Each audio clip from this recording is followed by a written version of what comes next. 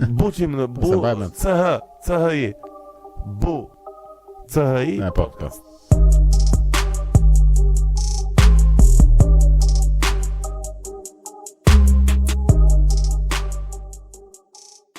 Me shumë për mirë, por i të meshëm nga pjesa e kohës, angazhimit, nga njëherë do mësën njës dita shumë shpejt dhe përfundon shumë vonë, se nuk e menaxhon dot. Po, normalisht, with great power comes great responsibility, kështu që kur i futesh diçka domethënë që është pak më e madhe se sa le të themi një aktivitet i përditshëm, normalisht një ngarkesë e tillë vjen. Po si e ke ditë në përgjithësi, gjithmonë nga mëngjesi edhe vonë darkë lirohesh? Po, të më thënë drejt nga njerë mendoj që nuk lirohem asnjëherë, plus kontakti me telefonin, sepse të qenë një person që duhet komunikosh qoftë edhe në angazhimin e ri që kam, por edhe me punët me të cilat merrem, është që je gjithkohon me telefon dorë, je gjithkohon duke kthyer përgjigje, je gjithkohon duke komunikuar.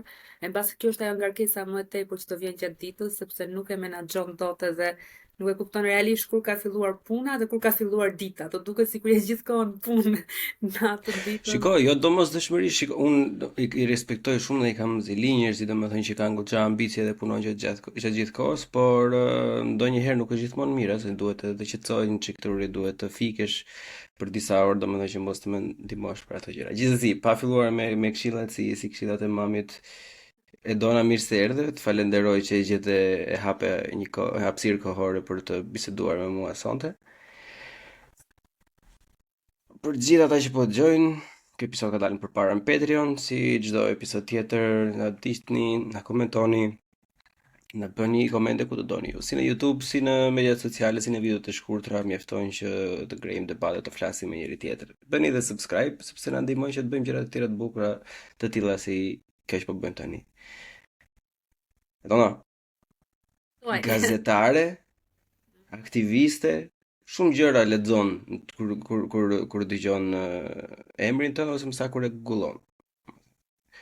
Po të futesh në Google e dona Haklej dalin shumë gjëra, domethënë ca të bukura, ca me shumë adrenalin, ca gjëra bazike, ca kështu le të themi reportazhe gazetareske, ca ese të vogla, domethënë. Po ka goxha informacion. Mbase edhe ndonjë mini incident. Do dalin atje. Edhe shumë, domethënë duket si një oktapod që ka nga një tentakul kudo, domethënë që është i përfshirë në shumë gjëra. Ti si ke qefti ta përkufizosh veten zakonisht? Këti po është një nga pyetjet që mbase s'di të t'jap përgjigje, se besoj që në shumë pak kohë kam bërë shumë gjëra dhe jam një individ i cili e gjej veten gjithmonë kërkim diçka e re. Pra nëse mua një profesion, një punë, një angazhim vjen një moment që e kuptoj që nuk kam çfarë të jap më në ato, jam gjithmonë duke kërkuar diçka të re. Edhe mbas edhe kjo ka sjellur këtë që jam përfshirë në shumë gjëra që mendoj që kanë qenë mirë edhe për mua, sepse më kanë rritur si profesionalisht, por edhe si individ. Por e kam nisur si gazetare, patjetër në profesion jam gazetare, kam bërë 4 vite media, terren, televizion, emision, kam pasur një emision kulture, të cilin e kam mbajtur për 2 sezone. Po ashtu kam qenë shumë aktive me pjesën e kauzave, mbase rrugtimi im saktësisht ka nisur, po e them, në gjimnaz, ato përfshirjet e vogla të aktiviteteve që bëjmë kur jemi nxënës edhe kur kemi dëshirë për të prezantuar ndonjë aktivitet, për të recituar ndonjë poezi, për që na i e para apo i pari klasës, edhe pastaj më tutje kur erdha edhe në Tiranë, sepse unë jam lindur dhe rritur në Tropoj, pas gjimnazit jam zhvendosur në Tiranë. Filloi mbas ajo ndjesia për mua për të kuptuar që kisha dëshirën të isha një person aktiv në komunitet. Edhe e gjeja veten si padashur në çdo lloj grupimi, organizimi që ndodhte për kauza të ndryshme, për situata të ndryshme. Mbas edhe eksperienca që nisa direkt, se unë në vitin e parë studimeve u angazhova në media, pra doja të filloj një praktik pune, po për fatin tim të mirë, ata më morën menjëherë në punë, pra pas muajit parë të provës, më morën në punë, edhe më bëri të jem shumë e lidhur me këtë pjesën, sidomos të angazhimit aktiv apo angazhimit qytetar. Dhe ka qenë, si më thënë, një 6-7 vjeçar shumë i rrëmbyeshëm, gjithmonë kërkim diçka, gjithmonë duke luftuar për diçka apo duke mbrojtur diçka. Pra nuk dija vetë ta përkufizoj hera herës se në thelb kush jam, çfarë bëj, nëse është shumë e thjeshtë thua e thjesht, domethënë është mbase më e qartë thua jam një inxhinier, jam një mësues, un jam gazetare, jam aktiviste. Aty doja të dilja, domethënë se është më e thjeshtë, është më e thjeshtë të thuash jam inxhinier. Unë jam inxhinier dhe e kam shumë thjesht ta them, domethënë se është shumë thjesht. Është shumë thjesht e përkufizueshme, domethënë edhe njerëzit e dinë sa çfarë të presin, e dinë se çfarë, domethënë çfarë rymash mund të shkoj biseda, kurse si thua ti, domethënë nga një tropo është relativisht e vogël, nuk po them, nuk kategorizohet si qytet i madh, domethënë ose si rreth i madh, kështu që unë besoj se ti ke për studimet e larta ke je shpërngulur në Tiranë apo. Patjetër. Në një nga këto gjërat që unë kam lexuar, se normalisht kam bërë dhe unë një research të vogël, timin përpara gazetarisë, domethënë kishte më bëri përshtypje që e thoje dhe mbroje goxha domethënë dhe shifje si ato qingjat e vegjël poezinë të gjithkohë, se ishte duke Geknishten. Geknishten. Po. Po, në fakt, poezia ka qenë një nga rrugtimet e para të donës mijat. Po doja të pyesja domethënë çik mënyrë më eksplicite, kështu jo si në për intervista, po kur e pe për herë të parë domethënë, por më tepër humane, domethënë që çfarë cili është më lloj poezish që të pëlqen, nga kush ngjan ajo jotja, apo le të themi çfarë mundohesh të përcjellësh. Shkruaja shumë më përpara, tani nuk mund të them që shkruaja shumë, pakën poezi është bërë kohë që s'kam shkruar. Kam shkruar më përpara, nuk di ta përkufizoj realisht tamam se ku mund të ketë qenë ajo qasja e parë, apo kur e kuptova që unë di të shkruaja, apo që doja të shkruaja, por ka qenë periudha e gjimnazit, mbase edhe vetë mosh, apo vetë ndjesi që ti përjeton, dëshirat për të rritur, dëshirat për t'i parë gjërat më ndryshe, më bënin që t'i hidhja në flet gjërat mendime që kisha. Në atë periudhë patën, një nga autorët e mi të preferuar ka qenë Dritë Roa Golli, edhe për shqiptarët kur flasim, për autorët shqiptar, dhe pak a shumë edhe stili i poezive të mia ka qenë ashtu, në ato që shkruaja kanë qenë poezi, domethënë të kuptuara lehtësisht nga njerëzit apo nga populli, nga dikush që i lexonin, që përmbaheshin tematikave kryesisht që i përjeton gjithë secili prej nesh, edhe shkruaja shumë në gegnisht, ka një kontrast sepse unë e mbroj shumë gegnishten dhe e kam mbrojtur shumë gegnishten, por realisht në komunikimin tim përditshëm nuk është se e flas gegnishten. Pra unë e flas shumë një gegnishten tropajancën kur jam me shtëpisë time, por profesioni edhe angazhimet e mia më kanë bërë që ta përshtas shumë më mirë gjuhën standarde që ka ngelur. Edhe nganjëherë mendoj që po bëj edhe unë një kontrast në gjën që them se unë kam luftuar që ta. Jo, pse ajo pasuri është, domethënë ti normalisht do të ndash, domethënë ndjenjat. Mbase jo ndjenjat, po sentimentin apo dhe sentimentin ndjenjës. Gjithsesi, do të ndash domethënë profesionalitetin nga përditshmërinë, domethënë, kështu që nuk ka asnjë lloj problemi. Është interesante sepse e kam të doja ta përmendja domethënë dhe e përmenda për vetëm fakt domethënë që ne jemi pak a shumë të njëjtët brethi. Unë jam i 96-s për shembull, edhe të paktën brezi jo nuk është shumë big, nuk është shumë i madh në për këto gjërat poezi, kupton, më shumë merren me showbiz, me trash TV, këto gjëra domethënë që janë kështu fast food mendor deri diku. Edhe jo domosdoshmërisht për të mburur edhe për të gëzuar, por është diçka që ndan goxha nga një masë e madhe, domethënë edhe të është dukur cool kur ke qenë në gjimnaz, domethënë, apo e ke përjetuar keq apo mirë, si e ke pasur atë? Kishe problem? Përjetuar cool, shiko do gënjeja nëse nuk e kam përjetuar cool, sepse mua filluan të më etiketonin si vajzën që shkruante mirë, dhe ishte interesante se në vitin e tretë, pra vitin që u kisha maturën, isha ftuar një nga intervistat e mia të para si gjimnaziste, si studente ose po. Pikërisht për të folur për poezinë, kisha fituar një çmim poezi atëherë, po normalisht në kohën time u bëra shumë e lashtë.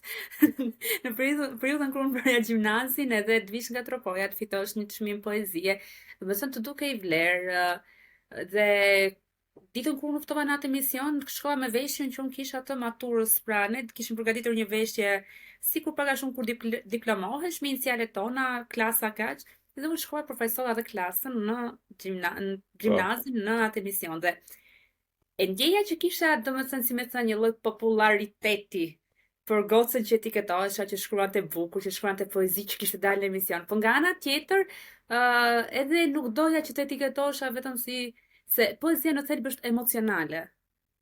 Dhe edhe në vijim gjatë rrugtimit tim me thënë drejtën kam qenë pak tip emocional, pra edhe në profesion.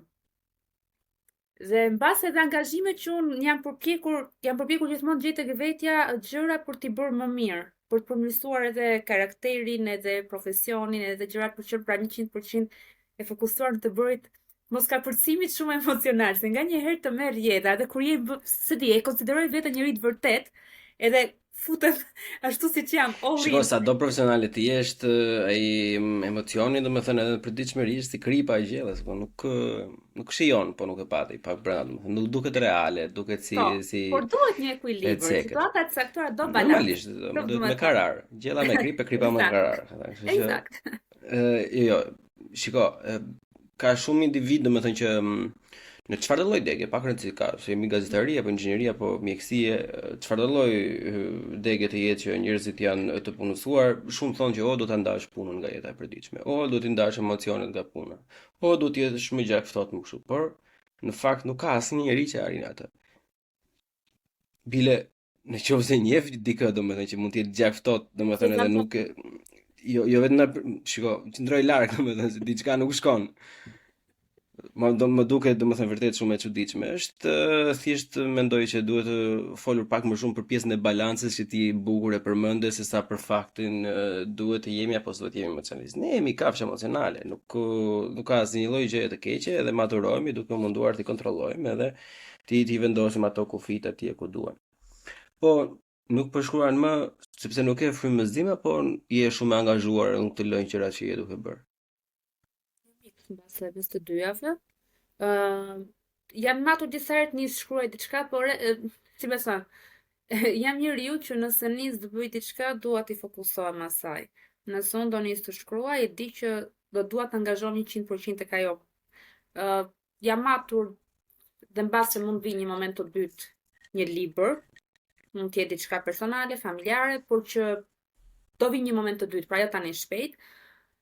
Mendoj që nuk e kam pasur frymëzimin për të shkruar poezi, mbase edhe qasja që unë kam pasur ndaj gjërave, rrjedhja, pse di, gjithçka që ka ndodhur rreth meje, nuk më ka sjell as kohën dhe as frymëzimin.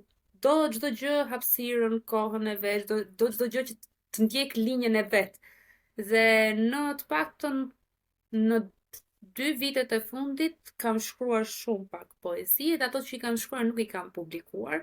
Më përpara i hidhja, më përpara kisha një faqe në kohë kur kisha filluar të shkruaja, i hidhja eksopza në rrjetet sociale, pra e doja gjën edhe kontaktin me njerëzit që më ndiqnin, që i shpërndanin në copë të vogla, pra kisha krijuar një lloj bote timen.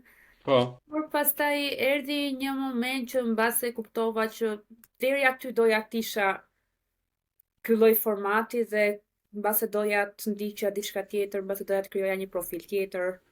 Tani shkruaj shumë rrallë, poezi, kam kaluar më shumë të gjërat më serioze, edhe mbase kjo më ka ndikuar. Se di, nuk besoj që akoma kam arritur të kem të njëjtin frymëzim për të shkruar siç e kam pasur më përpara. Si e përjeton njeriu, domethënë, duke kaluar nga një shkrim poezie që është siç e ti e them përpara te emocional ose më emocional, tek diçka domethënë le të themi high-end, diçka e përpunuar, e rregulluar, e korrigjuar, domethënë në mënyrën që të përcillet mesazhin në mënyrë më të drejtë ose të pastër që të jetë e kuptueshëm për të tretin, domethënë.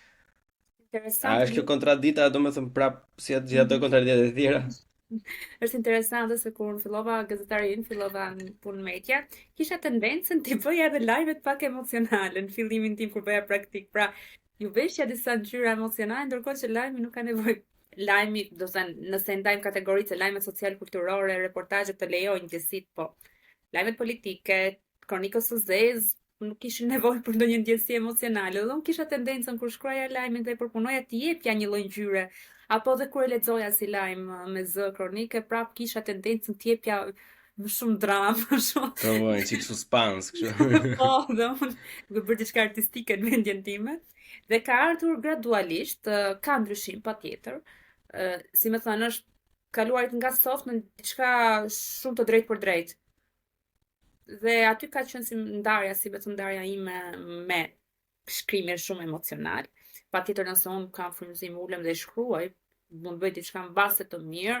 Jam shumë e sigurt që nuk jam në periudhën që kam qenë që mund të shkruaja, por ka qenë një, si më thënë, një ndryshim që ka ardhur më gradualisht, më lehtë, e kam pranuar dhe unë vetë kam parë mbase që kam kuptuar që më pëlqen të shkruaj edhe në një lloj forme tjetër, që e gjej veten mirë edhe në një lloj forme tjetër, edhe e kam parë që mbase mund të jetë gjëja që mund ta bëj më mirë kjo.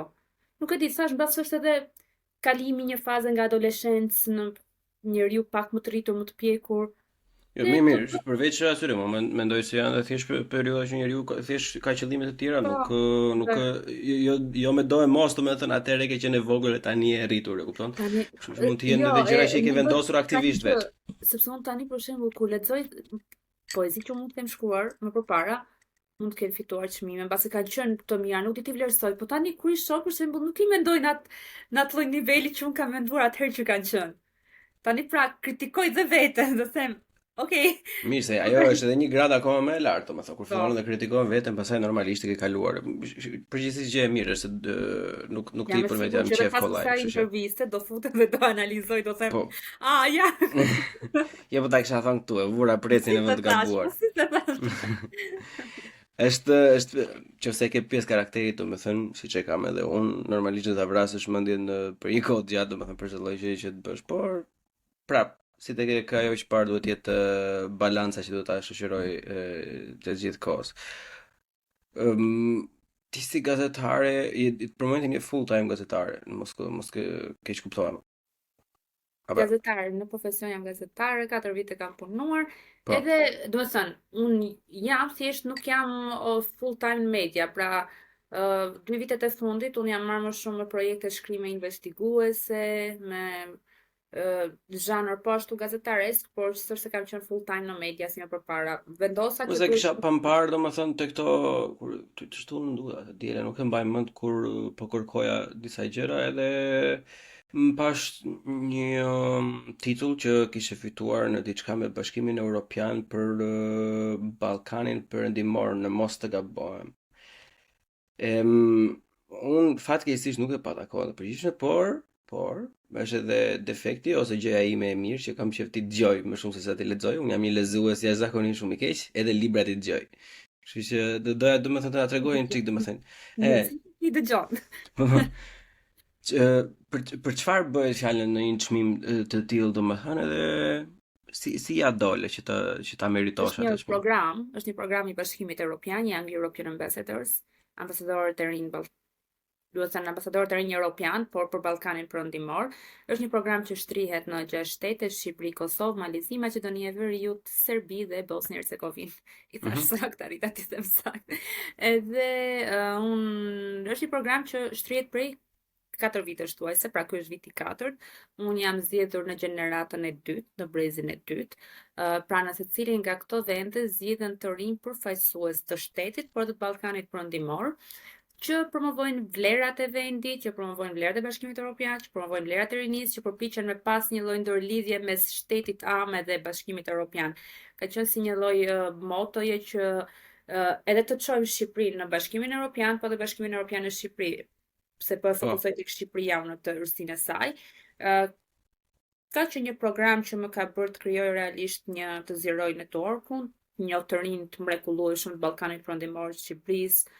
Kemi pasur takime me përfaqësues të lartë nivelit evropian, kemi qenë po ashtu në disa priselive më të rëndësishme të institucioneve kryesore politike, të Komisionit Evropian, kemi her pas here takime fushata online.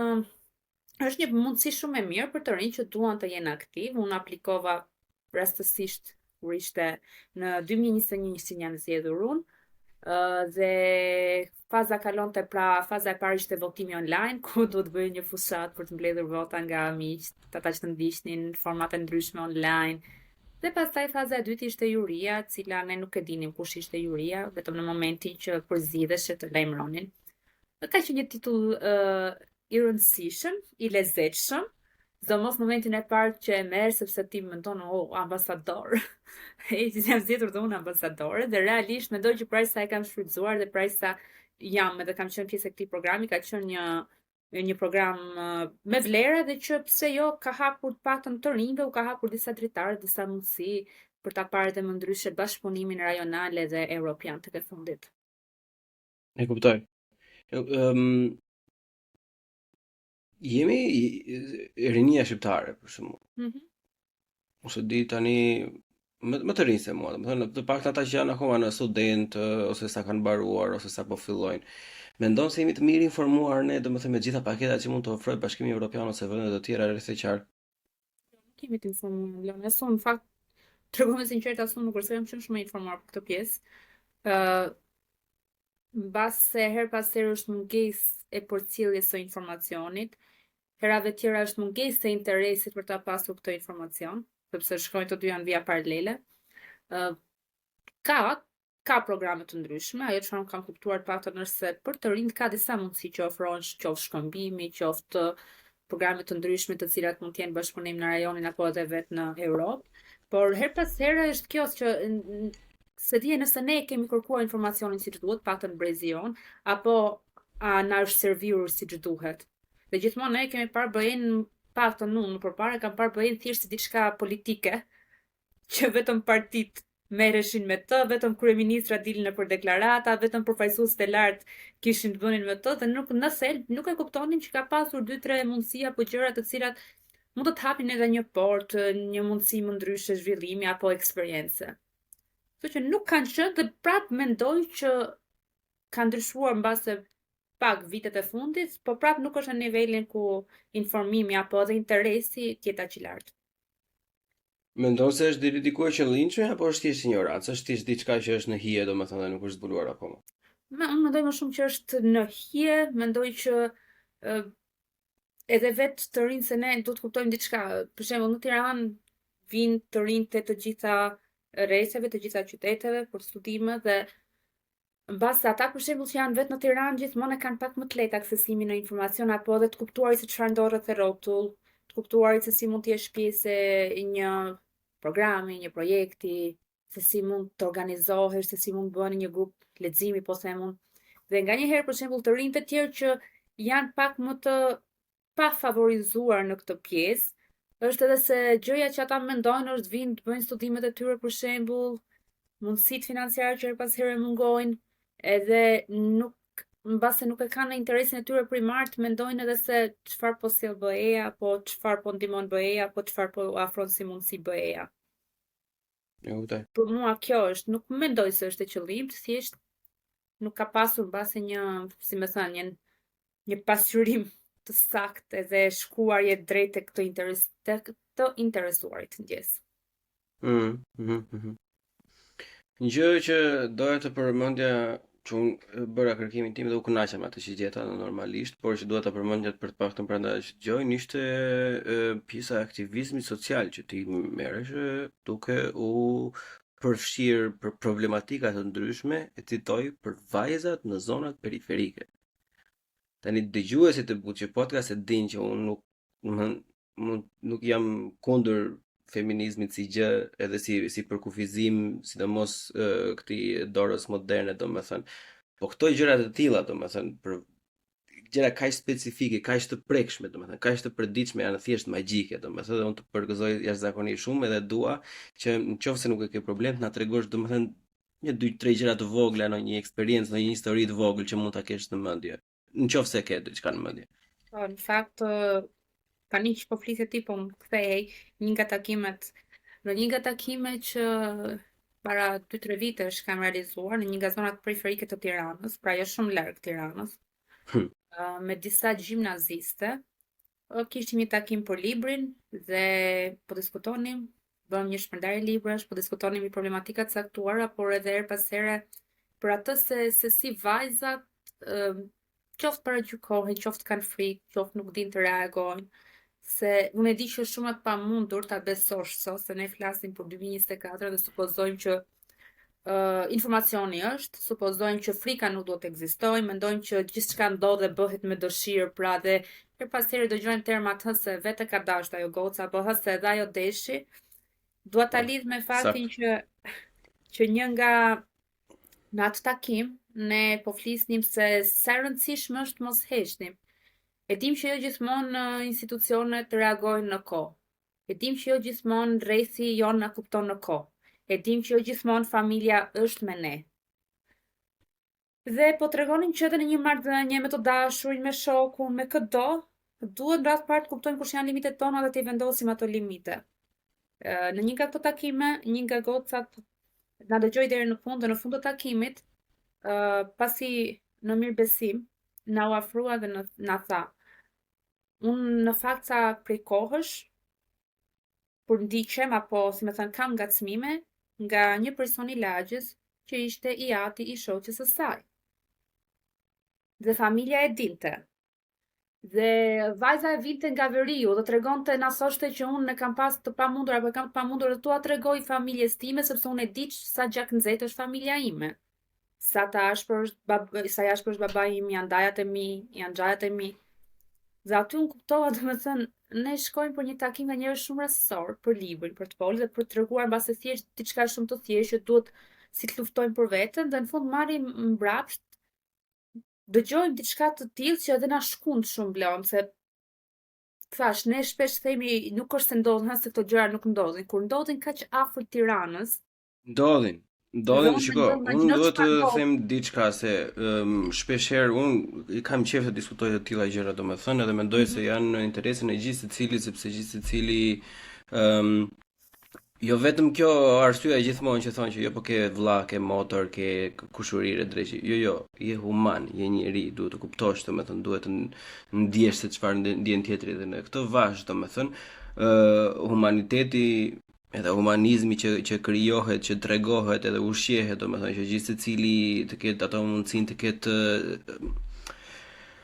të formojë një farë lloji vetbesimi në bazë të njohurive, domethënë që mund t'i marrë nga Dona, mund t'i marrë nga Bloni apo ku dëgjon nga kur mund. Ideja është ta marrë një lloj mesazhi, ta kuptoj që është diçka me rëndësi, ta kuptoj që ka edhe rrugë të tjera, domethënë ta kuptoj që mund të dalësh nga një kurth, ta kuptoj që nuk është fundi i botës. Kjo është gjëja më e rëndësishme, të ndalohen, le të themi, fatkeqësira, të ndalohen vetvrasje apo vetlëndime, qofshin ato etj. Këtë kjo janë gjërat më të rëndësishme.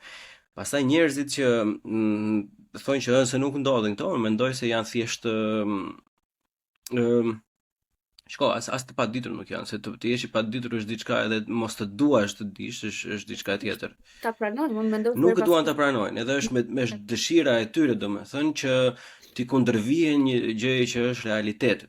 Domethënë mbase për arsye të veta personale unë nuk e di, nuk i bëj apelin domethënë, por di të them që nuk kam ndonjëherë respekt domethënë të madh përkundrazi dhe ajo çfarë më bezdis domethënë është mungesa e grupimit të faktorëve domethënë që çfarë pak rëndësi ka gjenis që luajnë role të ndryshme në problemet sociale domethënë më duket sikur mungon pak ajo bashkimi së bashku duke goditur një problem në të njëjtën kohë derisa të zgjidhet, pastaj duke vazhduar me problemin e radhës derisa të arrihet një farë lloj mirëqenie të paktën bazike emocionale në shoqëri, të paktën mos të ketë frikë të vejë në polici vajza domethënë.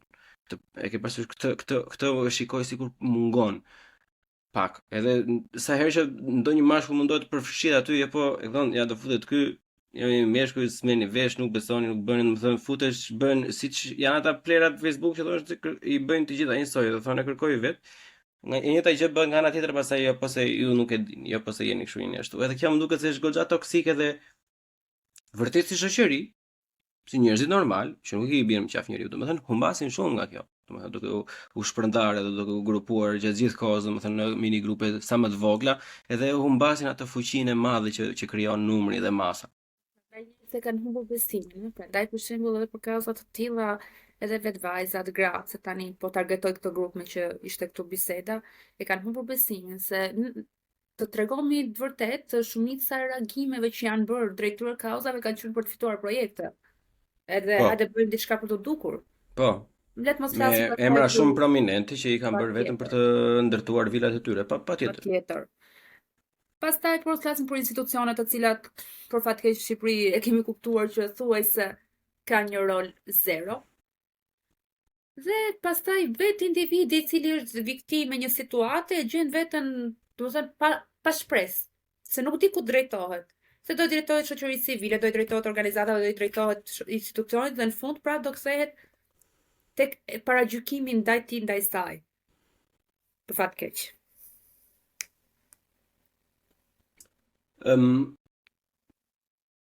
Shiko, çfarë bëhet në një rast të tillë? Po bëjmë muhabet, jemi në një kafe të dy bashkë, domethënë ti po më tregon këtë historinë e kësaj vajzës që mua më vjen keq i pas ka ndodhur në atë lloj mënyre. Çfarë është rrugëzidhja këtu domethënë me mendjen tonë të thjeshtë? Ç'a bën njeriu në këto lloj rastesh? Se kanë ndryshuar vitet e fundit, po thyen barrierat mes familjes dhe fëmijës. Sepse shpesh mbase duke krijuar një lloj izolimi të marrëdhënies prind-fëmijë, edhe të frikës për të thënë gjërat brenda dyrave të shtëpisë, shpesh sjell edhe gjëra më të mëdha jashtë atyre dyrave. Unë jam gjithmonë që një individ, nuk dua ta them as vajzë, gocë, mashkull, dua ta ndaj në gjini. Pra një individ, cili do të qoftë ai, dhe çfarë do që t'i ndodh, unë jam që duhet reaguar dhe duhet ta flas me dikë. Pra gjithmonë duhet folur me familjen, me shoqërinë, drejtuar, ku di unë, sot jemi në pjesën e teknologjive, pra sot kemi hapësirë mbi të gjitha për ta shprehur qoftë dhe anonim në për faqe të ndryshme sociale, në rrjete të ndryshme sociale, në media, për të kërkuar ndihmë, edhe për të mos u ndier të se e shikoj që ndihen të friksuar dhe patjetër edhe e kuptoj se ndodh edhe që shpesh ti denoncon, ti flet, s'të merr kush për bazë, ti denoncon, po do të vonoj sa të ndiqet ajo çështja jote, e sa të vi rradha për të parë çështja jote, po sa të regjistrohet si kallëzim. E di që ka procedura të cilat thonë më mirë po hesh se askush nuk më beson edhe nuk do të dalë gjë në dritë. Por prap mendoj që duhet ngulmuar fort për të vepruar. Pra as nuk duhet heshtur, duhet folur, duhet ngritur zëri dhe duhet me tregu që nuk pajtohesh me atë që të ndodh. Një nga problemet, domethënë për pjesën e reagimit ose le të themi kallëzimit, që mund të bëhet qoftë familja apo shoqëria, qoftë edhe në polici, domethënë që e kam folur me disa mikesha të mia, domethënë por jo vetëm, është një nga faktet që reputacioni, emri, kupton.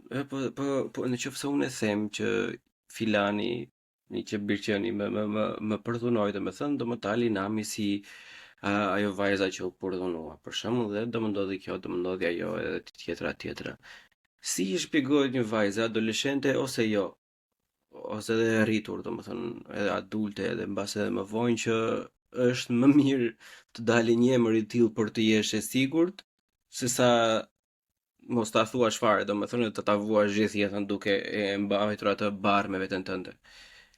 Jam e bindur që në momentin e parë është vështirë t'ia shpjegosh, sepse patjetër është ngulitur edhe e keqja e medjave sociale në këtë rast dhe e medjave në tërësi është kjo, se her pas here pas situatave që kanë ndodhur dhe janë bërë publike, është shkuar publikim të detajeve shumë personale ndaj individëve, që ka sjell pastaj edhe këtë strukën. Pra unë mendoj se mediat siç ndikojnë për mirë, ndikojnë shpesh edhe për keq, situata të caktuara dhe situata të tilla. Dhe është e vështirë t'ia shpjegosh që reputacioni do të bëhet publik gjithçka për ty dhe reputacioni do bie, por mendoj që njeriu duhet të mendojë edhe për te vetes.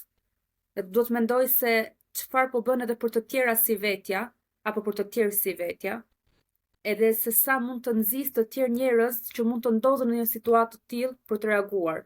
Pra gjithmonë duhet shkuar pak për te vetes, se njeriu është qenie egoiste dhe nganjëherë mendon edhe domethënë për te gjithë dhimbjes apo për te gjithë sulmeve që mund të marrësh, për te gjithë përqendrimit të vëmendjes do jetë ndaj teje, gjithmonë mendoj dhe do bëj asirje çdo individi, çdo gocë, vajze, gruaje që mund të ndodhet në një situatë ku qoftë abuzimi, qoftë bullizimi, qoftë përdhunimi, të mendoj gjithmonë që është zinxhir dhe ajo po tërheq, po shpëton njerëz të tjerë pas vetes nëse reagon dhe nuk hesht.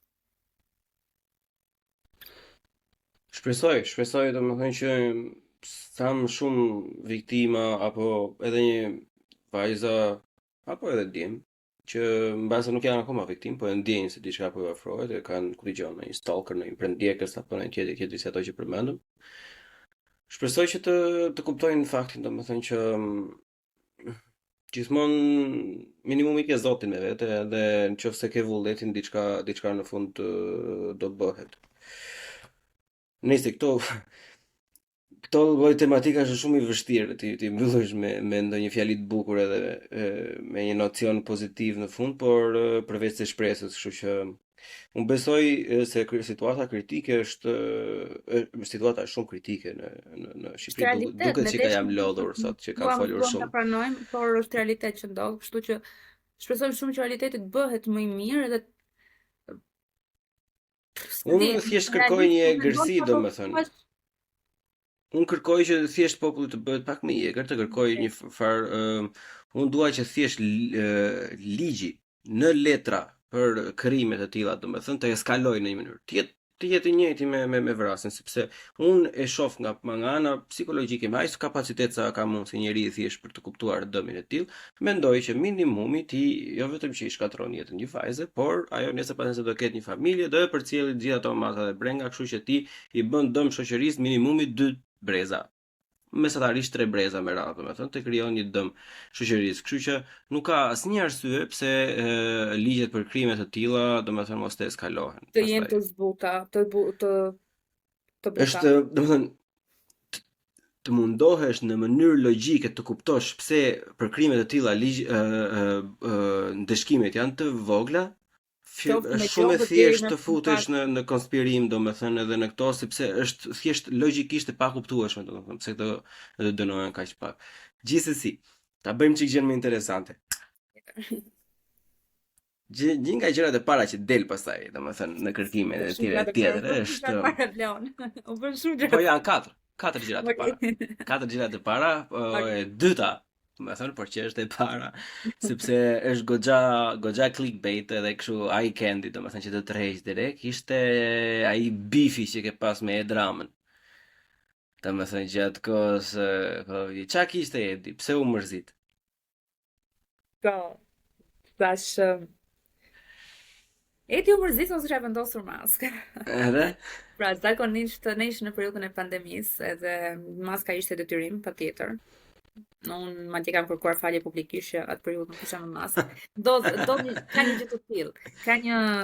Është një gjë shumë e lezetshme, se unë atë periudhë etiketova, domethënë u sulmova në rrjetet sociale nga individë të caktuar, kryesisht edhe nga faqe robotike, si vrasësja e njerëzimit, si personi që që krijoi hallkën e zinxhirit helmues dhe shpërndarjes së Covidit, domethënë ka qenë një periudhë që çfarë nuk lexoj sa e mendoj ndonjëherë. Normalisht shteti jon punon fort shteti. Këtë kam bërë. Zakonisht ndodh kur je në media, shiko, përveç gjës që mbulon, fushës që mbulon, unë kam mbuluar 80% social kulturën, ngjarjet kulturën më shumë, po të ngjarjet sociale, gjithashtu dhe politikën rajonale. Por më shumë kam qenë fokusuar te kultura. Por ndodh që të shtu dhe të diel, gazetarët jemi pushim, pra jemi të përgjysmuar. Dhe ti të djekësh edhe gjërat e kolegës. Kështu që një nga këto rastet ishte ajo që ishte vaksinimi në një shkollë mësuesve, mos gabohem, dhe na kishin thënë që ka vizitë ministri i shëndetësisë. Nuk kishte i planifikuar kryeministri të vinte. Dhe patjetër isha në makinë bashkë me shoferin, siç ishim gjithë mediat me operatorin, po prisim sa të vinte ministrja. Dhe direkt na thonë që do ketë live, pra do ketë një deklaratë live, se kryesisht ishin thjesht për të marrë planin ndonjë sinkron për të bërë kronika më vonë. Do unë dal vrap nga makina, shkojmë dhe na del zoti kryeministër aty. Ai që në atë moment që komunikimin e parë me gazetarët, në atë moment dukej që e kishte ndar mendjen, se her pas herë është i frymzuar për të pasur debate me gazetarët, për të pasur atë momentin e tij, dhe filloi të hiqte ndonjë batutë që në fillim. Siç duket e kishte ndar mendjen për të bërë diçka. Ishte ardhur me spatë. Po, dukej. Edhe filloi konferenca, unë aty duket, deklarata për shtyp, unë kam një shall dhe me thënë drejtën është e njëjta gjë. për qenë të sinqerë se si maska si shalli nëse do shërben të për mbrojtje, ti po Që nuk shërben, okay, spoiler alert.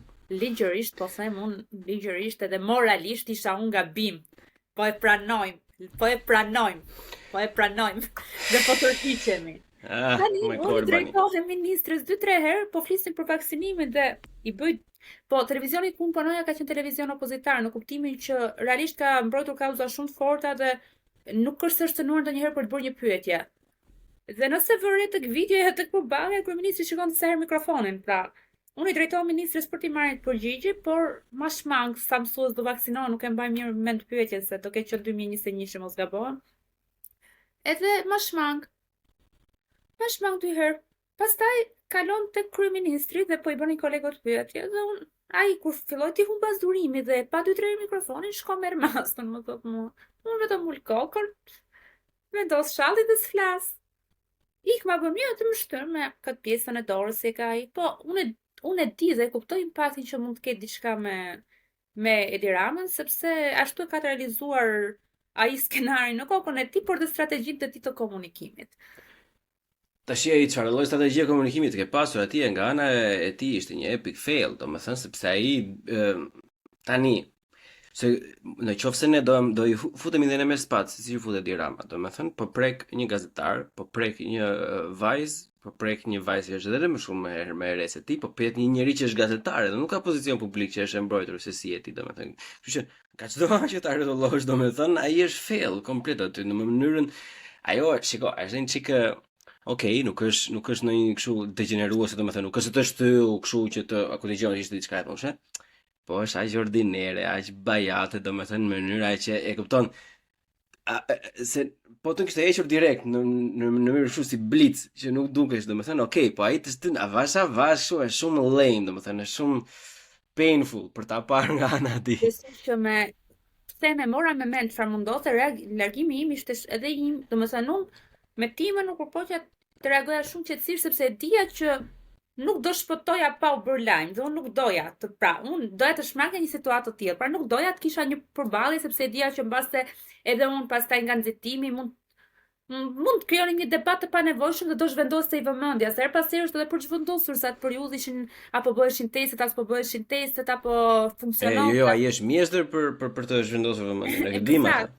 Eksakt, dhe unë largohem. Tani unë dhe bukur është se unë nuk e tregoj fare si ngjarje as në redaksin time kur shkova.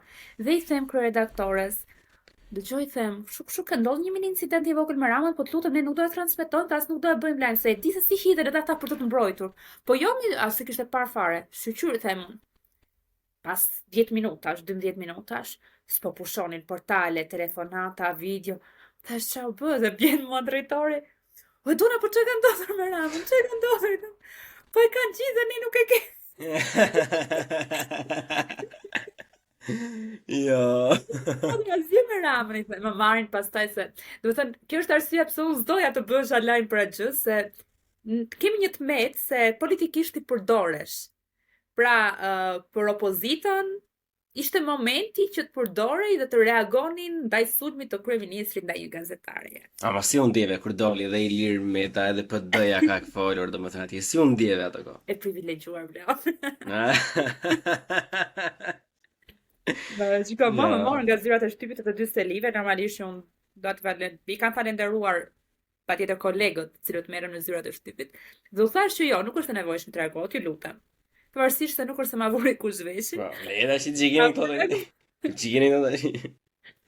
Po, nëse ka pas një koment perë, si më tha, këtë është më lezetshme se ti kur përballesh apo kur ndodh një situatë tillë me kryeministrin në vendin. Tu ka marr parasysh impaktin që Rama ka tek publiku dhe mënyrën si domethënë edhe të katyr që të kishin mbrojtur, prap ishte ajo, ja ka bërë shumë mirë, po edhe pak e ka shtyre, kuptonte, ja ka bërë, sa ajo po dëmtonte njerëzimin. Po dëmtonte njerëzimin, po merrte në qam, po pastaj bëra një reagim edhe unë pak të nxituar. Unë e mendova me qetësi, por edhe se mendova me qetësi mbasi se reagova publikisht pastaj në rrjetin tim social, në rrjetet mia sociale. Edhe Këtë nuk e kam në mendje. Duhet na e rikujtosh pak. Po, portalet prapë morën si deshëm dhe lajmi ishte pas këtij reagimi që kryeministri Rama më thanë kishin për portalet tonë. Gazetarja kryeministri Rama ke borxhe për të larë. Unë realisht e kisha thënë që unë i them që unë e pranoj gjën time deri ku mund të kem qenë pa mask, ka marrë parasysh dhe dua të respektoj gjithë ata persona cilët kanë individ që kanë mburitur nga Covidi, e kanë përballuar shumë keq të situatë. Në këtë aspekt unë e ndjej veten fajtore. Nga anët e tjera, 1, 2, 3, sepse aty kisha kolegë të tjerë që ishin pa mask. Po. Pra situata nuk është se ishte si isha unë në zinxhiri i rrezikut. Dhe normalisht që i them që mendoj që megjithëse nuk është se më ke bërë gjë mua, por në tërësinë e gjërave që ke besoj disa mëkate për të larë përballë shqiptarëve. Dhe pastaj filloi rjeti portaleve sërish. Po një titull që kam lexuar më tonë ishte diçka në vije që ajo vajza jam unë, apo ajo ka qenë për Valbonën, se shikon është e thellë për plasje ime me Ramën. Kemi histori të vjetra. Aha, pa hajnjë. Kur unë isha kisha mbaruar gjimnazin duket, apo viti i parë i shkollës së lartë. Atëherë ishte zhvilloshin protestat e para për kundër ndërtimit të hidrocentraleve në lumin e Valbonës. Edhe leja ishte dhënë nga qeveria Berisha, patjetër. Domethënë kishte filluar nga ata, ishte mbajtur në të njëjtën linjë nga kryeministri Rama, por ka qenë një periudhë padish kundër padish, gjykata, vendime, domethënë të ndërtohen, mos ndërtohen, ka pasur një zhurmë shumë të madhe dhe në fund filloi dhe realisht flasim të drejtën, jo se unë jam nga Tropoja, po Valbona është pjesë e territorit vendlindjes time, po ajo çfarë po bëhet atë periudhë në Valbonës aktualisht është prezente edhe sot, është e pahishme dhe është e dëmshme. Se ti nuk mundet të më thënë nisur nga Berisha, por unë atë periudhë unë hodha një status në Facebook atëherë dhe i drejtohesha Ramës sepse ai ishte kryeministri aktual. Dhe ishte një letër shumë emocionale, prandaj të thash unë kam filluar të heq dorë nga emocionaliteti, sepse duke pasur 2-3 situata kështu nuk e kuptova që nuk dua të jem vetëm ky individi që merret për këto dhe krijon lajme për këto.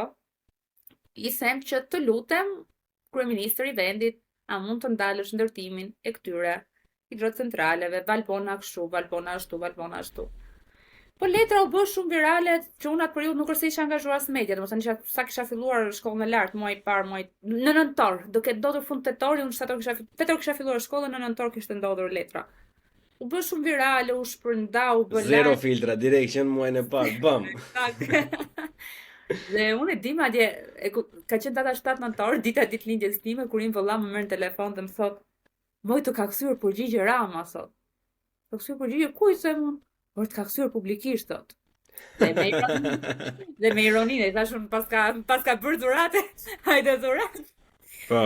Me ironinë e Ramës, së kryeministrit, me folurën e tij, kishte thënë vajz, letra ishte publike në profilin tim. Unë isha një 18-19 vjeçare atë periudhë, 18 vjeçë të kem qenë.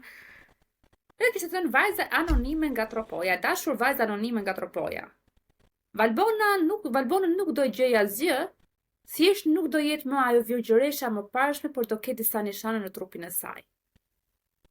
Se gjuhë artistike e kryeministrit. Boba, ai është sa cringe është ai njeriu, zoti i madh. Nuk kishte vazhduar pastaj që nuk pa kam bërë unë, po ua ka bërë biri juaj edhe kështu edhe ashtu. Po biri juaj meaning Saliu. Po, patjetër. Është shumë i ndyrë ai, domethënë, shiko, po të shikosh mes rreshtave, domethënë Rama është goxha eksplicit, është shumë i hidhur, domethënë, me gjërat që thotë, është goxha goditës. Patjetër, shiko, mendoj që arma më e fortë e Ramës kjo është aftësi. Është showman, ai është si Trump, që i bën njerëzit të kënaqen, është si Big Brother. Ai ka një dorë shkrimi të mirë. Këtë gjë nuk mund t'ja mohojmë. A ka një komunikim, ditë bëj spektakël, ditë dhuroj spektakël, ka që... Pastaj, nëse flasim për gjëra tjera, nuk jam dakord. Hajde flasim për gjëra të tjera me që erdhëm. Një nga arsyeja kryesore, pastaj se unë fillova nga poshtë dhe që arsyeja kryesore që unë doja të flisnim bashkë, është aktivizmi jot më i tanishëm, domethënë më i fundit, edhe le të themi, nuk e di si është për ty, po më le të themi një nga përmasat më të mëdha, ose me përmasat më të mëdha deri tani. I nisur apo i dejuar, nuk e di, por me ndjenim në mendjen publike është nga le të themi një figurë e pëlqyer edhe nga ana ime personalisht, siç është Adriatik Lapaj, që është Shqipëria bëhet. Por problemi është se Shqipëria nuk po bëhet, dhe ne kemi diku të 34 vjet që duam ta bëjmë, po deri tani nuk kemi nxjerrë gjë në shesh, domethënë, edhe po rrotullohemi ande rrotulloha këtej, domethënë si kështu si mace e ngordhur pothuajse. Edhe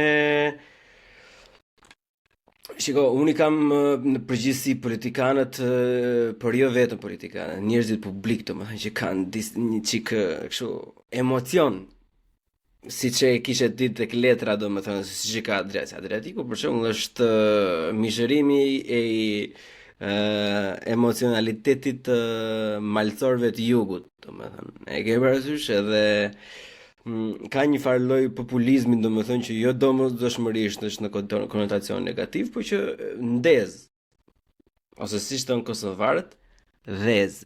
Edhe e bën domethënë e ka efektin e vet, janë gjëra që të bëjnë viral, po edhe viraliteti njerëzit shikojnë që po se u bëre viral, po që s'bëre gjë. Jo. Viraliteti është një mjet që të ndihmon të sjellësh një farë lloji vëmendje tek vetja jote, edhe kur vëmendja ka ardhur aty, atëherë mund të shtjellosh edhe mund të ndjekësh tematika të tjera. Tani Shqipëria bëhet, unë do ta them, pavarësisht se unë e pëlqej si gjë dhe e suportoj edhe vetë personalisht, domethënë, emri mund të kishte zgjedhur më ndryshe, domethënë, edhe është një pjesë e madhe e njerëzve që mendojnë që emri mund të ishte një çik jo kaq cringe, domethënë, jo kështu se duket si diçka që e thot Ilir Meta. Për arsye të ndryshme pse është zgjedhur ky emër. Kjo vetëm për të parë në vijim. Ama është një emër i bukur, shiko, tani. Është i bukur. Është i bukur. Bukur. Tu vjen dakord gjithë. Që është emër që edhe nuk sulmohet lehtësisht, është emër që nuk sulmohet lehtësisht. Është nuk sulmohet lehtësisht, po. Domethënë e keni inxhinieruar këtë pjesë në emrit. Kemi inventuar shumë Po, në fakt kemi qenë në diskutime se ne që në momentin e bashkimit si ekip, si grup, Adriatiku ka një të mirë që paktën parë sa unë e njoh, se dhe Adriatiku në njoh që në 2018, por besoj që lëvizja Shqipëria bëhet na ka bërë më shumë së bashku. Ka këtë që kërkon dhe e merr mendimet e të gjithëve, pra jemi përpjekur të funksionojnë paktën për këta 4-5 muaj totalisht si ekip. Kështu që edhe emri ka qenë her pas here kemi qenë diskutime, nëse logoja, nëse kjo, nëse emri, nëse ngjyrat, dhe në fund dolëm në një diçka më të përbashkët, në një ide më të përbashkët, që Shqipëria bëhet me atë logon me dallëndyshe dhe me pak ka një sfond si portokalli edhe si horizont që pse portokalli plak? E kam vënë sepse juve jeni bërë all-in, domethënë ti thuaj pak portokalli, por unë kam vënë domethënë edhe individët kur dalin, sidomos ato të gjinisë femërore, domethënë janë all-in me të portokallin, është kudo domethënë. Nuk e humbet dot. E ke parasysh? Shko, në zyrat kemi portokalli, kjo është ide, edhe kur i bëjmë foto na del sondi nga mbrapa. Fotoja ime profilit është me atë dhe me një jaket portokalli. Logoja mbetet për të diskutuar në një moment të dytë se të dalim tek Shqipëria bëhet, që është një emër shumë i bukur, një slogan shumë i bukur dhe ne shpresojmë shumë që përveç se një slogan edhe përveç se një term që mund të ngel në mendjet e njerëzve, të përkthehet realisht në një punë produktive edhe në një rezultat produktiv. Ajo çfarë kemi bërë për gjatë këtyre 4-5 muajve për mua është shumë vendimtare dhe shumë e rëndësishme, sepse nuk e kam menduar ndonjëherë personalisht më përpara, po të më kishe pyetur a do përfshiheshe në politikë. Do thoja jo. Pra ne jemi një lëvizje dhe kjo vlen për të seksuar aktualisht, në momentin që po flasim, ne jemi një lëvizje politike, qytetare, por me background. Po nuk do me thënë që nuk mund të bëheni parti, kjo nuk do me thënë patjetër. Pra nuk po e mohojmë që mund të bëhemi parti, por kjo varet kjo më pëlqen domethënë, se i kam qejf kështu kur thonë që ja po si jemi kështu nuk do bëhemi asnjë. Më pëlqen pak të thonë që tani jemi kjo, nuk e di se ç'a ndodh. Ne nuk mund ta mohojmë, por kjo varet nga mbështetja dhe nga çfarë duan njerëzit. Nëse njerëzit duan që ne të përballemi, patjetër do përballemi në zgjedhje. Nëse njerëzit nuk duan që ne të përballemi dhe nuk jemi në pikën ku të përballemi, pastaj nuk kemi pse të përballemi. Kjo varet gjithmonë nga sa na duan njerëzit, sa duam ne së bashku me njerëzit të arrijmë të bëjmë diçka ndryshe. Kështu që është bërë veprim, se tek e fundit ne e the edhe ti, nganjëherë merresh thjesht si populizëm, si populist adriatik, apo si ne po bëjmë vetëm populizëm, po dalim po flasim me njerëzit, por realisht në 4-5 muaj ne po bëjmë gjëra që qoftë ata që janë në pushtet apo qoftë ata që janë në opozitë kanë bërë edhe përgjatë viteve të qeverisjes apo të pushtetit të tyre, se nuk është populizëm të shkosh dhe ti takosh njerëzit në zona të cilët thuaj se kanë harruar edhe ekzistencën e tyre. Jo, nuk shiko, unë kur thash pjesën e populizmit, ne i referohem në mënyrë eksplicite vetëm. Okej. Ti e sqarove mirë, por është një nga gjërat që ne dëgjojmë. Domethënë, dy nga gjërat që ne dëgjojmë maksimalisht është populizëm dhe Sorosi. Domethënë na janë bërë aq shumë të Do vi dhe te Sorosi, po te populizmin, unë si bleon populizmin nuk e shoh si gjë negative, që të jemi të qartë. Po. Unë nuk mendoj se populizmi është gjë negative. Shpresoj që gjithë njerëzit ta kuptojnë që edhe populizmi nuk është gjë e keqe, sepse kjo ideja domethënë është ta kuptojnë që jam dakord nëse do ishte diçka e cila do shitej si e tillë thjesht për të bërë virale, thjesht për të ecur në rrjet, po do jepja një farë të drejtë. Por kur e kuptojnë që kjo gjëja po tregon vendosmëri dhe po jep rezultate, ka njerëz aty që po merren nga mjeset deritar, ka njerëz që po hartojnë projekt ligje, ka njerëz që po dorëzojnë projekt ligje, ka njerëz që po këmbgulin për votën e diasporës, për ndryshimin e sistemit zgjedhor, për depolitizimin e administratës zgjedhore, për referendumet. Pra, nuk është se jemi thjesht një grup individësh që na u tek sot që të ishtim dorë nga jetët tona dhe hajde dalim e të bëhemi çik më të famshëm, më të njohur, të bëjmë sikur po shpëtojmë Shqipërinë. Jo, nuk është as pak e vërtet, ne jemi një grup njerëzish që mbi të gjitha na kanë bashkuar parimet dhe vlerat dhe shpresa dhe besimi që kemi çfarë t'i japim këtij vendi dhe mund t'i japim këtij vendi diçka më të mirë se ç'është dhënë deri tani. Shko, 3 pikat janë më të qarta, ato 4 pikat, më saktë janë të qarta.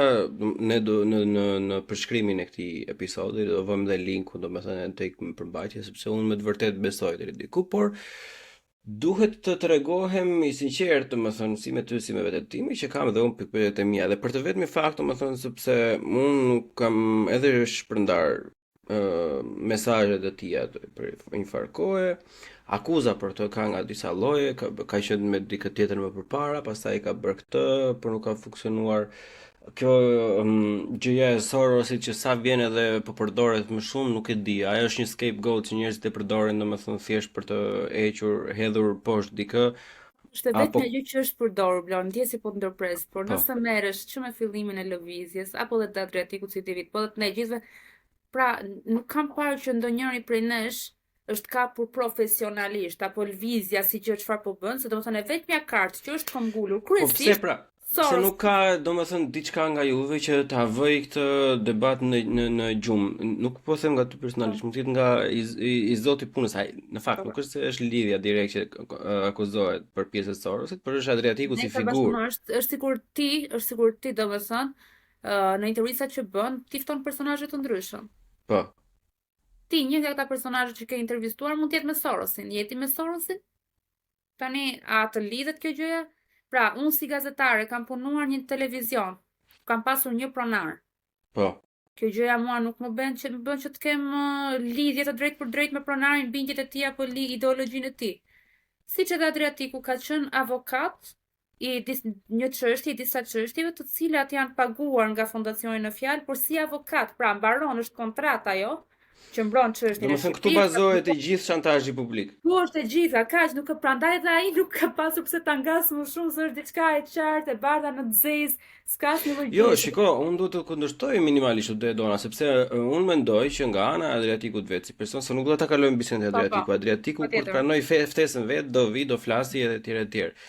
Po thjesht unë mendoj që nuk është e drejtë që mos ta kishte bërë këtë shpjegimin, sepse për shembull unë si Bleon po dëgjoj për herë të parë nga ty. Jo, e ka bërë. Është pyetur zëmos pas prezantimit të lëvizjes publikisht, është pyetur në disa televizione, pasi ta mbarojmë po të nisë me linqe që jo vetëm që do më nisesh me linke, por ne këto linke do t'i vëmë të gjitha në përshkrim, që gjithë secili që ka interes, domethënë që ka dyshime të veta, të futet me një klikim e ta lexoj. Shiko, problemi më i madh domethënë në fakt, le të themi atë që është e vërteta, për ata që kanë 2 lekë në kokë, nuk është Sorosi problemi më i madh që ne kemi me Adriatikun dhe me Shqipëria bëhet. Frika më e madhe që ekziston rreth lëvizjes Shqipëria bëhet është pragmatizmi i përditshëm i njerëzve që kanë frikë se mos është një lëvizje mjaft e radhës. Domethënë, mos është një lëvizje që thjesht do shpërndaj votën opozitare, pjesën kri, se ka dalë 3-4 tjera. Para 3-4 ditësh po flisja me një grup që flasim me njëri tjetrin që janë një ca gazetar, ca mjek, ca gjëra flasin për qefin ton. Edhe po tregonin njerëzit që po ka dalë njëri këtu, njëri atje, njëri ka nxjerr këtë, njëri ka nxjerr të djathtë, njëri të majt, njëri në qendër, njëri socialdemokrat, njëri konservator, e kupton? Edhe kishin ndan një lloj morie, grupimesh të vogla, domethënë që fatkeqësisht po ta mendosh pak në largpamje, domethënë që s'do bëshin bashk. E zëm se juve keni 4 pika, në qoftë se të gjitha ata do bashkoheshin minimumit e 1 pikë mbase edhe do bëj ajo pika. Edhe frika më e madhe e shqiptarëve të paktën që janë konshient politikisht është kush e ka të sigurt që kjo nuk është diçka fake, kjo nuk është një impjant, domethënë vetëm për të dëmtuar opozitën dhe për të mbajtur atë pushtetin. Kurse që ne flasim sot s'kemi opozitë, jemi normalisht. Ajo është mirë qenë. Këtu nuk të kundërshtoj. Tani, ka një unë mendoj që ne nuk mund të marrim përsipër fajet apo përgjegjësi që i kanë bërë ata para nesh. Pra nuk e meritojmë, qofse unë s'kam qenë e përfshirë në politikë, qofse tjetri nga anëtarët e ekipit nuk kanë qenë të përfshirë në politikë dhe s'kemi pas pushtetur përpara, nuk kemi përse të vishemi me ato çfarë kanë bërë. Jo, shiko. Unë nuk jam si opinionistët e Fevziut. Unë nuk po e ta drejtoj pyetjen në mënyrë që çfarë do bëni. Thjesht unë dua domethënë që ju vërtet nuk keni normalisht zoti dëshmitari që nuk keni përgjegjësi se çka ka ndodhur përpara dhe kjo është e bardhë mbi të zezë dhe këtë nuk e luan topi, nuk diskutohet. Ky është fakt. Por kjo është një soi sikur dikush që është me traumë psikologjike që kur vetet te psikologu nuk do i thoj psikologu direkt ç'a ndodhi, por do i afrohet problemit avash avash. Dhe juve një populli pranon të rrim atë traumën që ka tash sa vite që po rri, se pra njeriu është në kërkim të ditë sepse ti nuk mund të rrish prapë me traumën me të cilën jeton. Shiko, po kalon një farë kohë dhe nuk e di që ke traumë, është kthehet në normalitet. Edhe për një pjesë të madhe të popullit, për një pjesë të madhe të popullit shqiptar, trauma që ata kanë politike është normaliteti. Kështu që ju visi lëvizit. Atëherë pse ankohemi? Që kemi mirë atëherë. Po, unë mendoj se ju keni as faja as një lloj përgjegjësie, domethënë. Edhe them dhe rrithem, edhe ky është fakti, nuk keni as një lloj faja as një lloj përgjegjësie, por mendoj që do ishte më mirë, thjesht le të themi një farë lloj këshille, pastaj kush jam mund të jap këshilla, por që si e mendoj unë në sytë e mi ose në mendjen time është fakti që do ishte pak mirë nëse në një mënyrë apo një tjetër të mundohej të jepni një farë lloje sidoqoftë edhe hije garancie. Ju nuk keni se do i jepni, nuk do i prisni një gisht, domethënë. Ja, janë njerëz, domethënë nuk e di çfarë garancie mund të presësh nga individ të cilët atë që e kanë thënë, edhe që po e thonë ti rrugtimi, po e mbajnë. Pra ne kur e kemi nisur me datën 16 shtator ne kemi bërë prezantimin e parë zyrtar në Tiranë, pranë zyrave të lëvizjes. Dhe aty kemi thënë publikisht 4 pika tona. Ka këto 4 pika tona, pas 4 muajsh që po flasim, ne kemi 2 projekt ligje të çuara në parlament. Pra kemi dorëzuar deputetëve shqiptar. Është mund të jetë nëse ata duan të marrin parasysh. Pra ne po flasim për votën e diasporës, e cila është e drejtë kushtetuese dhe detyron kushtetuta. Ku nga palët s'po bët asnjë lloj përçapje për ta bërë. Ja u kemi shkruar dhe draftin të projekt ligjin, do kemi dorëzuar, pra duan thjesht të tregohen kena vullnet sa për ta miratuar si projekt ligj, po ashtu javën që shkoi ne dorëzuam prapë në parlamentin shqiptar projekt ligjin për ndryshimin e sistemit zgjedhor, sistemin proporcional kombëtar Shqipëria një zonë zgjedhore për hapjen e listave. Pra nuk është se thjesht kemi bërë këtë deklarata, po punojmë për këtë, po i kemi bërë edhe nga ana ligjore, po i bëjmë nga ana teknike, po i bëjmë nga ana mekanike, dhe nga ana tjetër kemi thënë që nëse këto nuk do merren parasysh, madje javë të fundit nuk e di nëse na kanë ndjekur, kemi paralajmëruar edhe përballje në sheshe. Pra ne jemi futur një lufte të cilën në dorë kanë njerëzit. Tani kur e them luftë duket ty shumë negative. Jo, nuk duket fare negative. Unë jam në qendër i djathtë, nuk kam frikë nga lufta, bile se dua në të rast në luftë shoqërore është e domosdoshme. Nëse do duam një mirëqenie dhe paqe.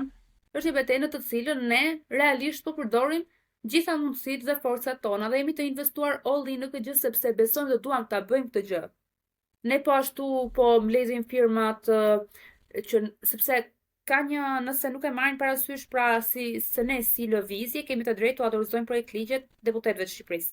Ose mund ta dorëzojmë si nismë qytetare, dhe si nismë qytetare duhet 20.000 firma. Kemi filluar punën, plotësimin e formularit edhe për këtë pjesë, që për këto 4 pika ne të mbledhim edhe 20.000 firma nga qytetarët për të dorëzuar si nisma të propozuara edhe nga qytetarët. Pra, në të gjithë po shkojmë në teren, po takojmë një mbështetësi qytetarët në teren, në diaspor, po plotësojmë nga ana ligjore, nga ana juridike, bushllëqet, po dorëzojmë, po pra lajmërojmë përballje në shesh dhe patjetër nëse qytetarët e vendosin që ne duhet të dalim në shesh sepse s'po na merr parasysh as qeveria, as nuk ka asnjë lloj bashkëpunimi, patjetër që do i përgjigjemi thirrjes së qytetarëve dhe do jemi në shesh. Kështu që në këtë pikë garancia jonë cila mund të jetë se ne nuk çfarë garanci? Jo, shiko, garanci nuk e shiko, është pak unë e ndjek domethënë figurën më prominente të lëvizjes në mënyrë rigoroze, domethënë në gjitha këto emisionet, qofshin emisione të mira apo të këqija, sipas opinionit tim, unë prapë e ndjek domethënë. Thjesht kam nevojë domethënë të shikoj si sillet dhe çfarë mesazhi jepet në konstelacione të ndryshme.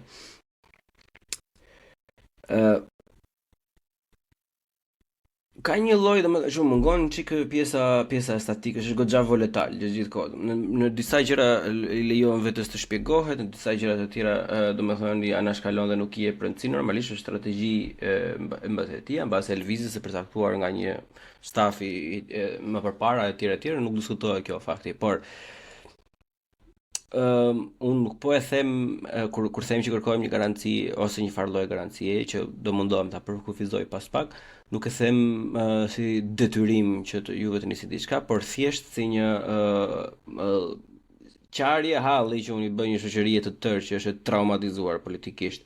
Edhe një farë lloj garancie është thjesht domethënë shiko, duket pak klishe, duket pak kështu cheesy, po edhe në një kështu premtime publike ose betime publike, domethënë e kanë një farë lloj efekti. Kupton, nëse për shembull Kemi bërë disa, se për shembull Adriatiku ka thënë që unë jam i gatshëm edhe të jap dorëheqjen përveç se nga apostemia, por pra unë jam gati nëse këta që janë pushtet dhe opozitë miratojnë këto 4 pika, unë jam i gatshëm të dorëheqjem edhe nga jeta publike, por edhe të premtoj publikisht që as nuk kandidoj as si kryeministër as si drejtues. Pra, i ka bërë nga ana tjetër në disa nga deklaratat edhe publike apo premtimet, është edhe ligji për të gjithë drejtuesit e lartë shtetit apo zyrtarët të cilët bëjnë korrupsion të dënohen me 25 vite burgim minimalisht.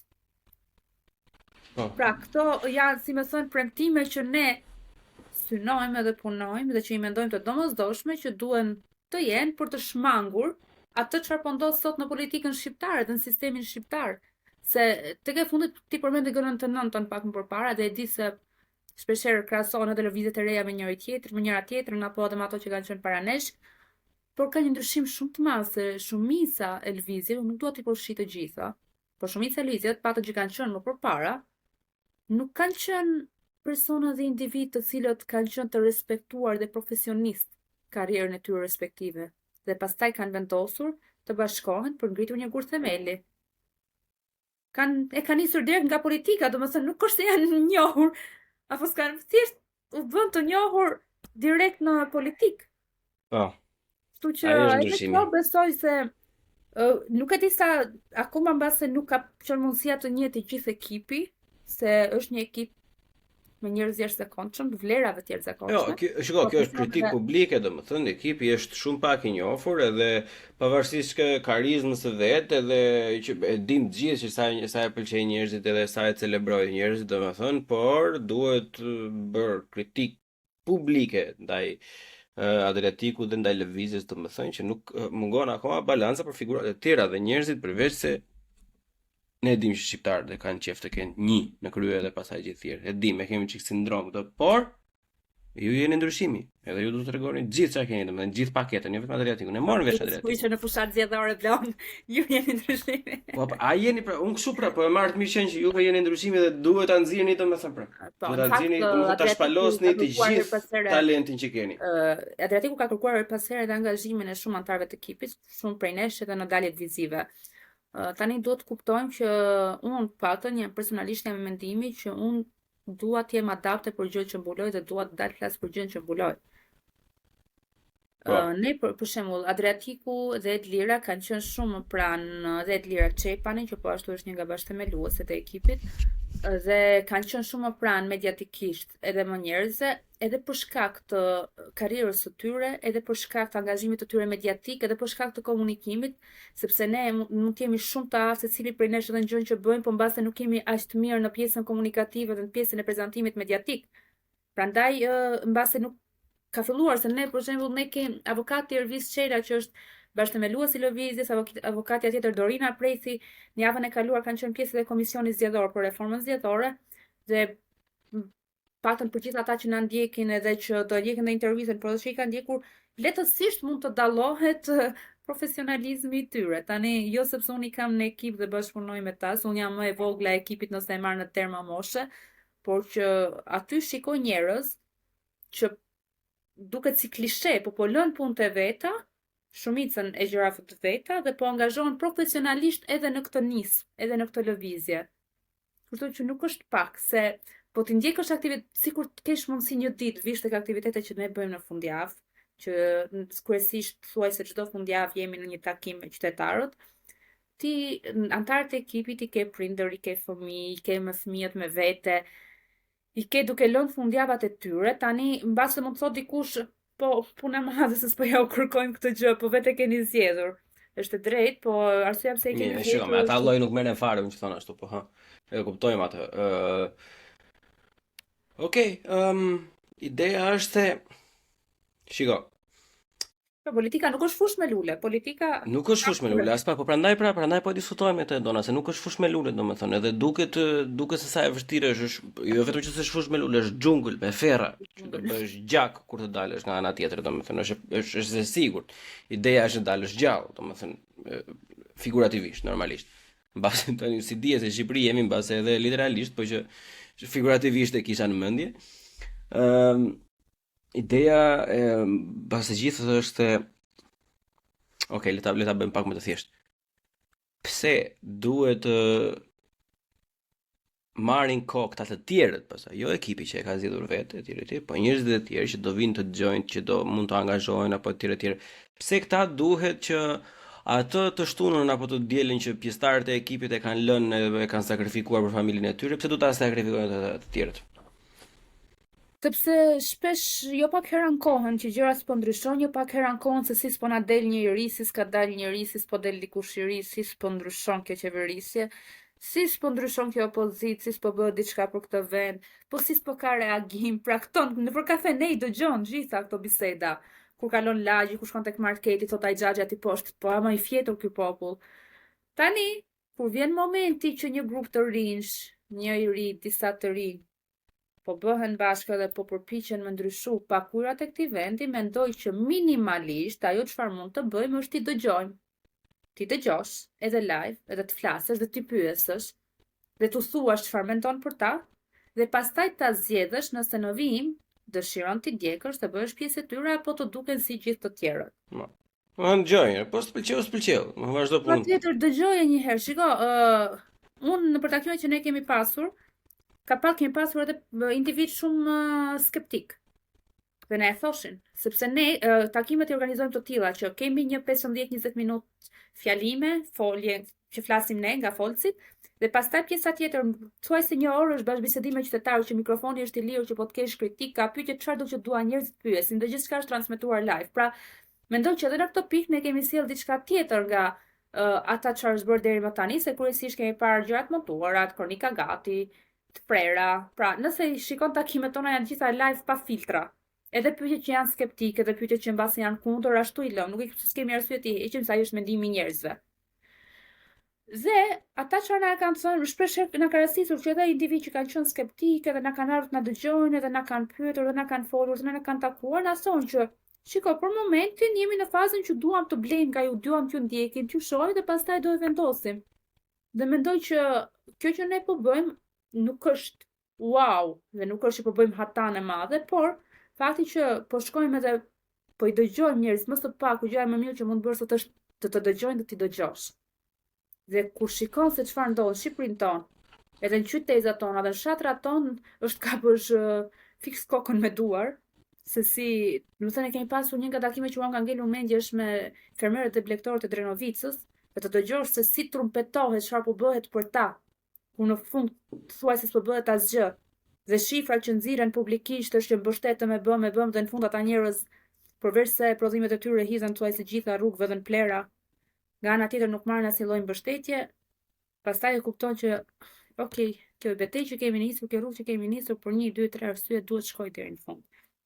Dhe ajo çfarë do thoja është se ndryshe nga shumë prej kauzave të tjerëve, ne që në fillim jemi marrë me ndryshimin e sistemit, sepse aty mendojmë që është shkaku, që sjell gjitha pasoja. Dhe nëse ti nuk ndryshon sistemin aktualisht, ku janë qoftë parti politike, ku është i varur qoftë pushteti, ti nuk mund pretendosh që nesër pas nesër heqesh asnjë nga pushteti nëse vi. Pra ne jemi ata që po kërkojmë ndryshimin e sistemit që qytetari nesër edhe po qese ne kthehemi parti, edhe po qese ne vim pushtet, na rrëzojmë menjëherë nëse ne nuk jemi të aftë për atë post, nëse ne nuk jemi të dej për atë drejtim. Dhe kur i analizon janë disa gjëra që mendoj që po i bëjmë ndryshe nga të tjerët dhe mendoj që njerëzit po e kuptojnë që janë ndryshe nga të tjerët. Unë uroj, suportin tim e keni. Nuk e di sa i vlefshëm është, domethënë, por besoj që unë jam një nga ato njerëzit që të paktën do t'i japësh një shans njeriu, që ai shansi që ti sapo the që thjesht e dëgjosh një, domethënë, nëse është kjo gjë nuk është për ty, zotëri i dashur, ktheu nga ana tjetër, grohu në diell, s'ka problem. Ndryshimi i sistemit edhe realisht rregullimi i disa prej pikave të cilat sot bëjnë një gardë pa barabartë, qoftë edhe mes partive politike, nëse jemi të gjithë në linjë të barabartë, të gjithë vrapojnë në të njëjtën kohë në kushte të barabarta, dhe nëse njerëzit prap pastaj edhe në kushte të barabarta dhe në një gardë të ndershme janë të kënaqur me ata që janë në pushtet apo me ata që kanë pastaj. Më fal që ndërpres, po juve jeni shumë diplomat, domethënë të gjithë edhe vërejt nëse jemi në gjithë një ndam nëse një të gjithë duam të ndryshojmë. Po. Nuk duam të gjithë të ndryshojmë. E dashur e nderuar. Ne duhet të kesh parasysh që një farloj administrate që i ke të mbushur me analfabet, me hajdut pulash, me kriminal, me xhepaxhinj, me njerëz gryksa që shikojnë vetëm gojën e vet edhe as deri bile mbase as për fëmijët e tyre nuk mendojnë. Kështu që normalisht që individ të tillë të pa skrupull, pa shtyllë kurrizore janë të investuar 100% që ky sistem mos ndryshojë sepse është vetmja mënyrë që këta individ të mbijetojnë dhe të ecin përpara. Fatkeqësisht në realitetin shqiptar, pavarësisht se nuk sa mirë me qenë shqiptar e leshi preshi, ky lloj grupimi njerëzve është goxha i madh. Është fatkeqësisht, për fatin ton të keq, gjëra historike, politike, ashtu ka ardhur koha, domethënë që ne kemi një goxha përqindje të madhe të njerëzve në këtë lloj mënyre që shikojnë vetëm duke e shikon edhe unë normalisht sa mund të flasun se unë nuk jetoj aty, jetoj jashtë, por edhe ato që sa herë që vi e shikon. Nuk duke filluar që nga rregullat rrugore, nuk i zë rrugën tjetri vetëm për të bërë atë punën tënde, nuk mban pastër ambientin. Ne kemi një lloj problem fundamental me veten tonë. Kështu që le të drejtohemi atyre njerëzve që kanë dy mend në kokë, le të drejtohemi atyre njerëzve që duan të bëjnë ndryshim afatgjatë për brezat e mëvonshëm, se vetë nuk kanë për të parë ndonjë gjë. Mendoj që ato shumë edhe këta, se unë nuk e mohoj që frika, unë kam njerëz, unë kam familjar, unë kam shoqëri që punojnë administrat. Unë e di shumë mirë se si është frika ndaj vendit të punës dhe për vendin e punës, edhe se si është instaluar propaganda dhe frika. Shiko, ai që bën se ka frikë është tjetër gjë, ma ti nuk e bëj dot me faj, sepse ai është i friksuar për mbijetesë. Unë bëj me faj ato të tjerë që e bëjnë me qëllim që edhe mbase nuk i bën përshtypje, thjesht duan të jenë pjesë e asaj gjë. Jo, është instaluar një frikë që madhe, një propaganda që madhe sa njerëzve u duket sikur edhe fletën e votimit kanë përgjues kur shkojnë votojnë aty, edhe sikur u shohin edhe çfarë kanë votuar. Domethënë është kulmi. Nga ana tjetër, për shembull, nga mesazhet që ne kemi marrë se ne përveç se kemi webin zyrtar ku kemi mundësinë që njerëzit pra përveç komunikimeve të përditshme në rrjetet sociale, kemi edhe webin ku lënë pyetjet, antarësimet, kontributet. Edhe ajo çfarë ne kemi mesazh të herë pas hershme është që ne jemi pjesë e administratës, nuk ju ndjekim dot fizikisht, por jemi me ju. Se dhe ne që jemi pjesë e administratës na ka ardhur ku s'mban më. Tani kjo është një tregues. Po. Sepse jo gjithmonë ai që është, sepse nuk dua t'i fusim gjithë në një thes, se është ajo se e theti pak më përpara që okay, edhe ai që ka frikë, se mund të kesh sa të duash të ndershëm pjesë të administratës. Ke sa të duash profesionist mirë pjesë të administratës. Siç ke pastaj edhe anën tjetër të medaljes, që janë aty pa merit, që janë aty duke bërë korrupsion, që janë aty që janë disa nga shkaktarët, pastaj lidhur edhe me të mëdhenj që po e çojnë këtë vend aty ku për fat keq gjithë ato që është një farë lloj përqindje njerëzish që interesojnë që kjo të jetë ashtu, sepse siç sa them, domethënë, me nder muhabetit miza në mutri, domethënë, kështu që këta e kanë interesin që kjo situatë jetë ashtu sepse janë miza. Edhe aty ushqen, domethënë, aty vazhdojnë edhe riprodhohen me njëri tjetrin. Si unë besoj që çdo cikël, historia ka treguar që ka një cikël. Pra zakonisht 30 viteve duhet ndruar ajo gjëja se është maksimumi. Domethënë ti thua që po vjen era ndryshim, domethënë po ka ardhur koha këtyre. Edhe ndryshimet e fundit, edhe lajmet e fundit, besoj që je koherent me aktualitetin çfarë po ndodh. Shenjat janë tregues që nuk mund të jetë të njëjta tema tani. Ne thuaj se kemi të njëjtën moshë, un jam me 98-s edhe që kur un jam bërë për të mbajtur mend, un shoh të tani unë dale atje, çfarë? Po, jo, ke të drejtë. Jo, domethënë, dhe frika është që nesër pas nesër edhe fëmijët e mi do kenë prapë ndaj dritare, ndaj gjë ku do dalin të njëjtat figura politike, të cilët ka një cikël. Pra këtë duhet, dhe këtë nuk e kuptojnë politikanët tanë për fat keq. Politika është cikël. Mund jetë më të herë. Shikoj, ajo një specie në zhdukje domethënë. Të rriqu me nder o vllai dhe lëri rrugën, hapi rrugën të rinjve të tjerë. Nuk është tokë që ti e ke pushtuar edhe po e mban aty dhe të bësh çfarë duar, se pastaj këtu lindin gjitha këty.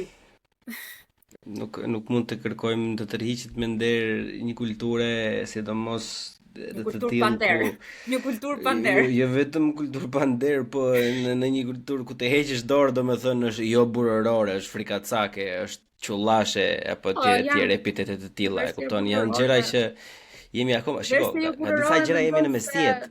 Jemi shumë në mesjet.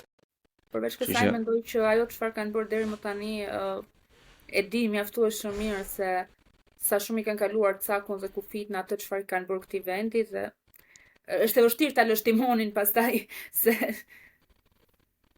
do dalin të gjitha shqetësimet. Unë shpresoj fjala jote në vesh të Perëndisë, unë mendoj që ne diskutuam disa gjëra edhe pa u dashur të bëjmë kakofoni ose të ripërsëritjes veten tonë si te Fevziu, le ta mbyllim këtë episod, këtë bisedë shumë të bukur, unë shijova në fakt. Mendoja se do ishte goxha më oficiale, po që ishte goxha e këndshme, të falenderoj për këtë. Njerëz juve që qëndruat deri në fund, ne ju falenderojmë. Mesazhi im përpara se të jap fjalën e Donës për një mesazh mbyllës është pse jo? Fundja fare, do thoni ju po blon, po nuk mjafton të blon. Pse jo? Sepse atje kemi vajtur ne pse jo?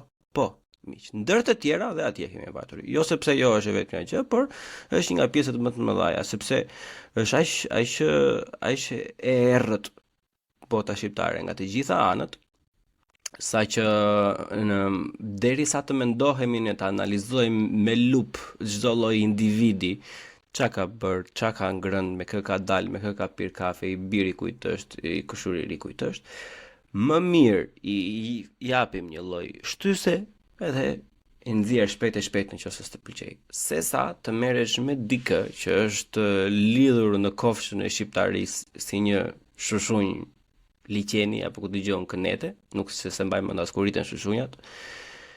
Edhe nuk po e lëshon, edhe është bërë rrumbullak, edhe prap nuk e lëshon, domethënë pa ja pirë të gjithë gjakun, kështu që ndër shumë arsye të tjera që janë vizive, arsyeja më e fortë do të prevalojë është pse jo.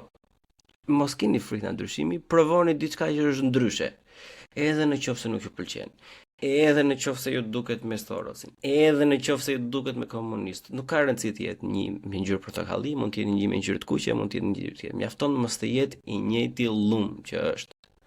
Se diçka do ndodhi, po u përzihen ujërat, domethënë diçka do ndryshoj. Kështu që jepini shansin tuaj edhe bëni subscribe. E dona fjala për ty. Faleminderit për bisedën, edhe shpresoj që ta dëgjojnë me ëndje ata që do ndjekin këtë bisedë. Unë vetëm gjë që do doja të thoja për mbyllje është të bëja një thirrje gjithë njerëzve që të marrin në dorë fatin e tyre. Dhe duke marrë në dorë fatin e tyre, bëjmë të kuptojmë çdo udhëheqës, qoftë ata që janë sot, qoftë ata që mund të vinë nesër, që vendosim ne për jetesën tonë në një vend edhe në një shtet, sepse duhet kuptuar shumë kjo gjë. Se ne kemi një shembull shumë të mirë Kosovën, që e kemi shumë pranë, por jemi kaq vite larg saj, pavarësisht se është formuar aq vonë si shtet. Edhe populli aty po e tregon her pas here çfarë fuqi e ka. Kështu që do doja shumë që edhe ne si popull tregojmë çfarë fuqi e kemi, edhe t'japim gjithmonë mesazhe se po të duam ne, dim ne ta ndryshojmë vendin edhe sistemin. Faleminderit Lan. Të ngrën goja mjalt edhe u bëft. Amin, Shqipëria do bëhet. Deri herën tjetër shpresoj të kemi biseda të tjera së bashku. Biles duhet futesh dhe mikët e Tiku, që të na vi Tiku se e kemi gati, do ta djegin fare. Edhe të falenderoj përzemërsisht dhe kjo episod njerëz mbaron këtu. Shumë faleminderit. Shpërndajeni me miqtë tuaj, bëni like, bëni subscribe, në description do keni dhe linket e medjave sociale të Edonës, minimum Instagramin, se edhe unë Instagramin përdor. Edhe pasaj edhe të tjerat, çfarë do i keni juve në interes. Edhe bëni palestër, bishaka, pini ujë. Mirupafshim.